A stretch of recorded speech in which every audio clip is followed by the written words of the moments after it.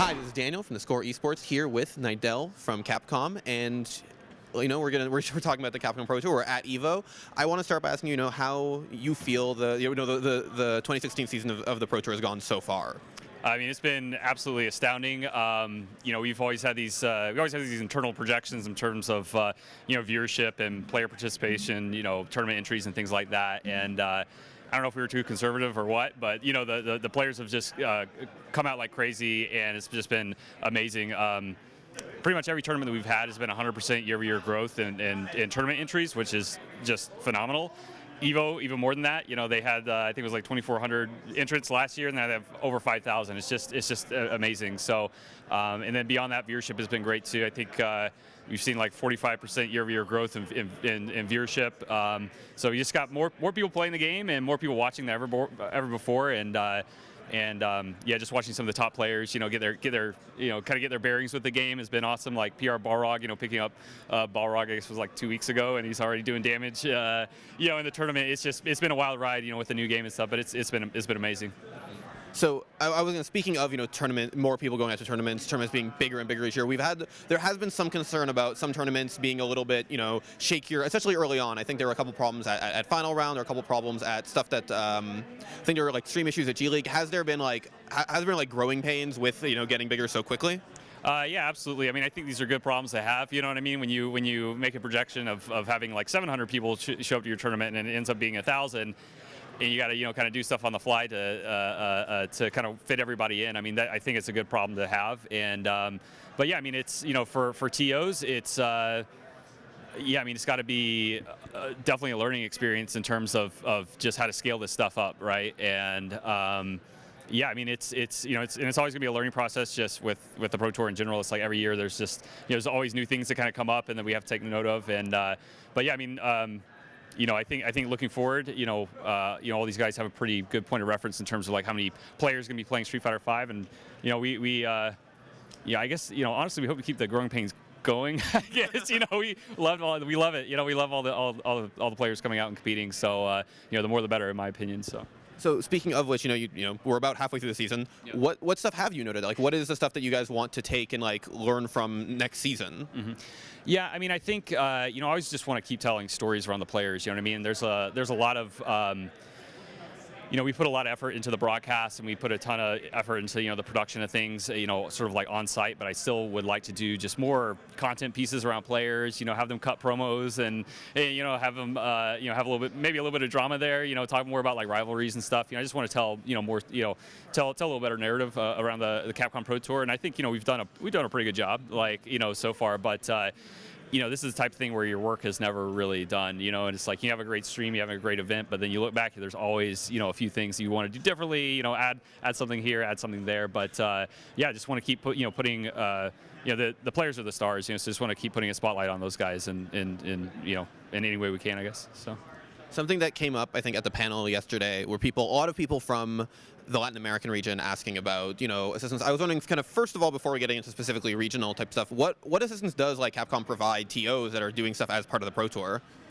So for our premier events, we come in and we handle all the production. So we basically hire guys outside of the community hire guys within the community to come in and handle our production. So these are guys who have been content creators, streamers, and they're the ones who are running the Capcom Fighters stream. So we have that. We also do help out TOs with some of the logistics and things like that. And, in terms of like running the tournament, but also I think the big thing too for tournaments is just being a officially sanctioned Capcom Pro Tour event that just ups your attendance, right? And I think that's one of the key things for having a successful event is just having a lot of people show up, right? And so being part of the Pro Tour I think definitely helps that. People are going out there getting points, ranking points, to move up the leaderboards and things like that. So that's always going to be a big draw for sure.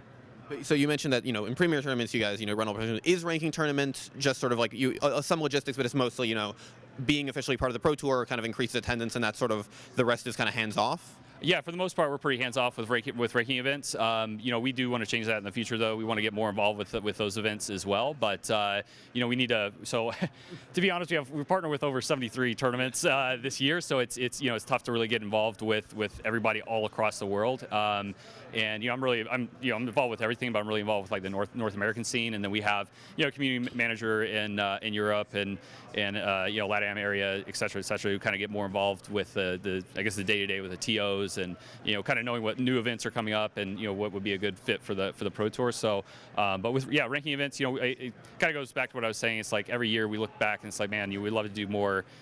More here, and but we do send these guys copies of the games and make sure they're fully stocked and have games to run and things like that. So yeah. So speaking of more tournaments internationally, this is kind of the first year the Pro Tour is diving kind of really deep into Latin America, as well as kind of returning to Australia, though we haven't seen as much of it yet. That's later in the year, I think. What I guess I'm wondering, like, the idea of the kind of more international Pro Tour was to have players from every region get a chance to play. Primarily, I think from Latin America, we've seen a lot of North American players kind of come down to take points. What's the stance on that? How does that, what does it feel knowing that that's sort of how it's being done at the moment? So I mean, personally, I love it, because of this, we still want to keep that World Warrior mentality. I think so we did split up the Pro Tour into regions, right? And the goal is really to put a focus on top players in different regions, and hopefully, come Capcom Cup time, we'll have a pretty diverse, range of players there. Because Capcom Cup last year, we had Kioma from Brazil, and everybody was going nuts. It was amazing. We kind of want each region to have their own superstar and things like that. But at the same time, you got to step up and defend your turf. You know what I mean? I think it's great when you have these guys traveling all over the world, and you have Justin Wong or some of these guys go to some of the LATAM events. I mean, I actually think that's great for that scene too. Having a legendary player like Jay Wong show up and just be there just to practice and play with the guys and talk about the scene. I think it's a great draw for the tournaments anyway. So, yeah. And we've definitely seen a lot of home turf defending narrative recently. We had Shanghai defending in China. We had Phenom defending in Europe. Yeah. I was wondering, what is you're primarily involved in the North American scene. Before we kind of get into stuff that was talked about at the panel, what's your opinion on NA right now? North American ranked tournaments have been taken over by Justin Wong. Mm-hmm. Internationally, we've been a little bit shaky. Knuckle did really well at CEO. What do you think of NA right now?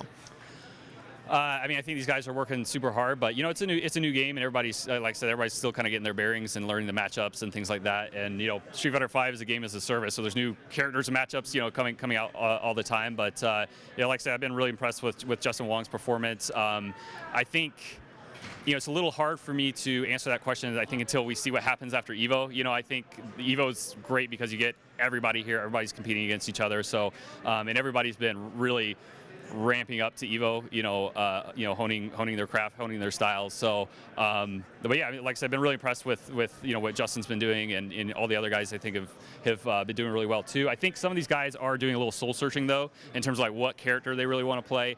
And, it's pretty typical. Anytime a new game comes out, it's like, okay, who really fits my play style? And some of these guys are even kind of looking at some of the characters that are like Jury and Urian, and say, hey, maybe one of those guys will fit my style, So.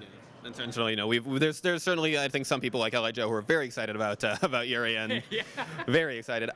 Yesterday you guys talked about the most interesting thing you guys talked about relating to the Pro Tour was the Capcom Pro Tour bundle, the DLC. Yep. I was wondering, what are the details in that in terms of the way it feeds into the Pro Tour? You guys said that proceeds from it were going to be invested back into the community. Is there any details regarding how that's going to work yet? So we don't really have any details. All of it is going to be reinvested back into the community. But you bring up ranking events. That's an area where I think we could probably provide a little more assistance. But more content, like I was saying earlier, the video pieces and promos around players, just having more boots on the ground to do more cool stuff. With media, I think is a place we'd like to expand into a little bit more, right? But can't really share too many details right now. We're going to be looking at the download numbers and seeing what comes through, and then looking at the 2017 season and kind of seeing where to allocate things. Yeah. And you also mentioned that the more people who purchase the bundle, not actually I was wondering, the more people who purchase individual DLC pieces or just a bundle, because I know the individual DLC pieces are what's on Steam. Yeah, so it's all the content. Yeah, so you can buy a la carte, you can buy the bundle, it all goes back into the Pro Tour. Yeah, The Pro Tour. Okay. Yeah. So then, I think you mentioned how much of it, the more of it that is purchased, the more that's being put into the final prize pool for Capcom Cup Finals. Is there any details on the breakdown of that money? I'm sure it's not 100% just because of logistical issues. Yeah, I mean, we're really just looking at the download numbers. I mean, we want it to be an impressive number, you know what I mean? But at the same time, we want to we want to make sure that there's a lot left to just invest into the community too. So I mean, this is our first time doing this, honestly. So we just want to kind of get a sense of how many people downloaded it, and then we'll kind of look at the numbers and go from there. What I can say is though, we will be giving fairly consistent updates and kind of where the prize pool is at and kind of what players can look forward to come Capcom Cup time. So we'll be able to share more, I think, in the future for sure. Okay. Yeah. And another thing that you guys talked about was the new, I think, the Ring of Destiny stage, which is actually Capcom Pro Tour themed. Is there more plans to do more, I guess, esports and Capcom Pro Tour integration into the game? You mean like cosmetic stuff? Cosmetic stuff, or even I think right now it's actually, if you turn on the game, it tells you that Evo is going on right now. Is that something that you guys are planning on doing more of in the future, just integrating the game with the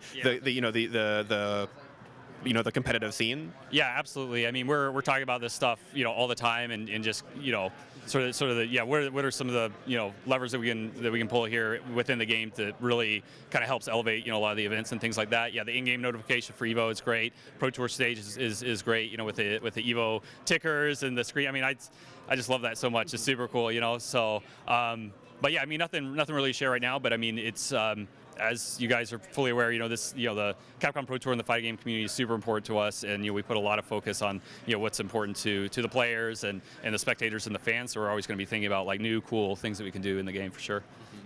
And kind of towards wrapping up, speaking of looking ahead to more stuff to do, what are your we're kind of halfway through the season, so maybe too early to start saying this. But what are your hopes for 2017 season? What do you kind of hope to do, maybe in a general context, if you don't have specific plans?